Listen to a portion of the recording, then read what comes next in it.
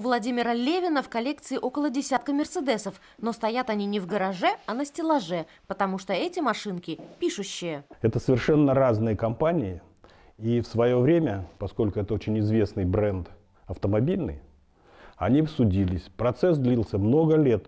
Пришли даже к несколько анекдотичному решению о том, что никогда компания автомобильная не будет выпускать печатных машинок, а компания печатных машинок не станет выпускать автомобили.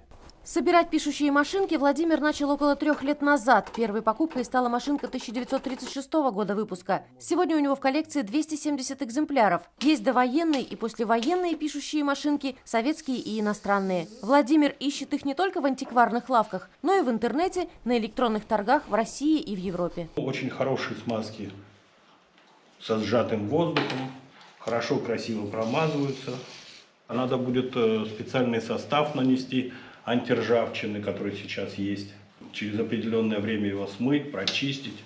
Когда будет потеплее на улице, вынести на улицу, лучше всего применять старинные способы, керосином. Самая старая машинка в коллекции с буквой «Ять». Она сделана еще до революции. Вот машинка «Ремингтон». Такая была у Владимира Маяковского. А эти две для слепых. Вместо букв они печатают точечные знаки азбуки Брайля. В коллекции есть даже детская печатная машинка и с арабской вязью. Ее каретка двигается справа налево. Но это квинтэссенция механики. Это же полностью огромное количество разных механизмов. И что интересно, машинки выпускались определенный отрезок времени. Патент выдавался на небольшое время. И обязательно надо было внести в конструктив какое-нибудь изменение. Поэтому даже машинки одной марки по времени выпуска отличаются конструктивами изменения. Супруга Владимира Лариса поддерживает увлечение мужа. Она приглашает всех желающих посмотреть на коллекцию пишущих машинок бесплатно. Молодежи просто интересно посидеть, постучать.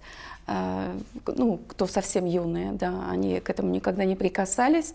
А более старший возраст с удивлением, с удовольствием вспоминают свою молодость. Когда-то они столько часов, столько лет провели за этими машинками. Кто-то узнает свою, за которую он работал. Открывать свой музей Владимир пока не собирается. Сейчас он занимается поиском и сбором информации. Год и место выпуска каждой модели, технические особенности. Он хочет понять, где служили пишущие машинки из его коллекции. Жанна Меллер, Наталья Красакова, Зеленоградск, ОТР.